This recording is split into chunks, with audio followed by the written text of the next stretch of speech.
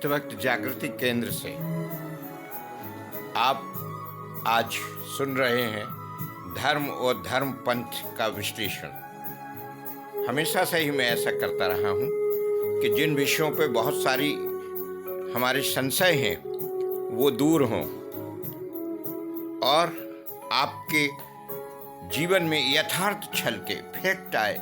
Fact कैसे आएगा ये आपको सोचना है।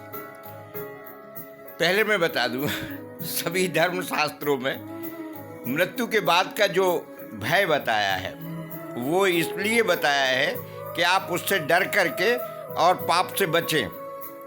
तो बहुत सी कहानियां गढ़ी गई। उन कहानियों में सबसे बड़ी बात ये रही गई कि वैज्ञानिकता का अभाव था। उस समय जो संसाधन थे, जितना विज्ञान था, उन्होंने बताया। आपको मैं इसलिए ये बात कह रहा हूँ कि मैं उनको झूठी नहीं कह रहा हूँ। कल तक काम की थी, आज बेकार है।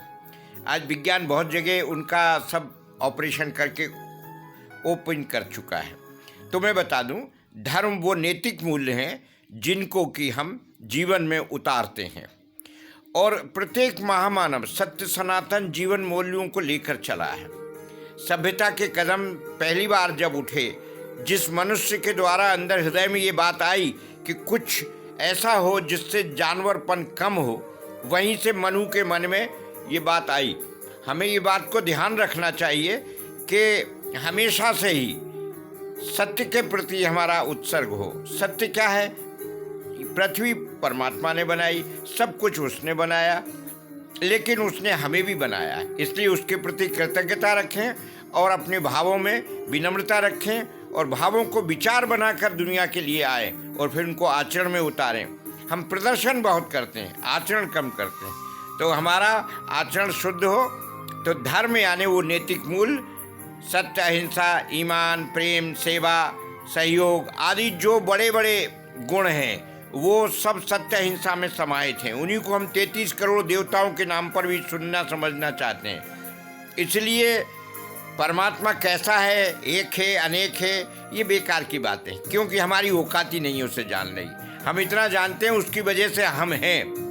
और पंथ वो आचरण में उतारने के कार्यक्रम हैं जिन कार्यक्रमों के द्वारा वो विशिष्ट गुण जो परमात्मा या मनु ने हमारे लिए बनाए, जिन्हें हम सत्य सनातन कहते हैं, लोक कल्याण के वो समस्त भाव, उनको जीवन में उतारने के लिए जो कलात्मक कार्यक्रम प्रस्तुत किए गए किसी भी महामानव के द्वारा, राम, कृष्ण, बुद्ध, महावीर, ईसा, जरथुस्त, कन्फ्यूशियस, मार्क्स, मोहम्मद और जिनके नाम यहाँ लिए ना लिए बहुत सारे और हैं जो गुमनामी में रहे लेकिन उन्होंने काम किया, उन सब के आदर्श, उनके विचार जो आज वर्तमान में काम के हैं, उनको हमें लेना है।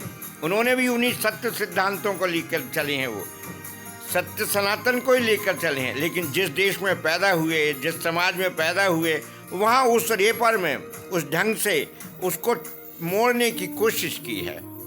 अब उस मोड़ने की कोशिश के अंतर को हम धर्म का अंतर कहें, ये हमारी नादानी है। हमें सिर्फ जिस देश में रहते हैं वहाँ के भूगोल से, द्रव्य से, क्षेत्र से, काल से और भावों से समाहित होना चाहिए, समन्वय बिठाना चाहिए। अगर हम ये परिवर्तन नहीं करते हैं तो हम तो जड़ हो गए, पत्थर हो गए। हमारा तो भावनात्मक सरोवर है, हमेशा बहता रहता है, सत्य के किनारों में चलता रहता है। लोक कल्याण हमारा शिव उद्देश्य है। इसीलिए मेरा ये आपसे निवेदन है कि आप इस बात को ध्यान रखें कि पंथ अलग हैं, वो रास्ते जिन रास्तों से सत्य को जीवन में उतारा जाता है वो मार्ग हैं, जैन, बौद्ध, हिंदू धर्म, इस्लाम, क्रिश्चियनिटी, सिख आदि सभी। इसलिए मैं आप सबसे कहना चाहता हूँ, पंथ को अलग रखिए।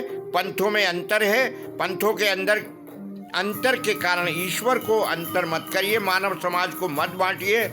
ये बहुत बड़ा अपराध कर रहे हैं। ईश्वर अनलिमिटेड है, व्यक्ति लिमिटेड है। व्यक्ति की उम्र होती है, ईश्वर अनंत काल से चल रहा है, अगम्य है, अगोचर है। उसको जानने की कोशिश करना, उसके नाम से किताब को प्रचारित करना, ये सब आप ईश्वर का मजाक उड़ा रहे हैं। वो इतना बड़ा है, इतना बड़ा है कि सूरज, चांद, सितारे, धरती उसके कहने में नौकर की तरह घूमते रहे हजारों सालों से। कैसी बेहूदगी बातें करते हैं। विज्ञान के द्वारा हम समझना नहीं चाहते, विज्ञान की सारी सुविधाओं का हम इस्तेमाल करते। इससे साफ पता लगता है कि हम एहसान फरामोश हो रहे हैं। हमें एहसान फरामोश नहीं बनना है। हमें कृतज्ञ बनना है। कृतज्ञता ही मनुष्यता की पहचान है। जय सत्य,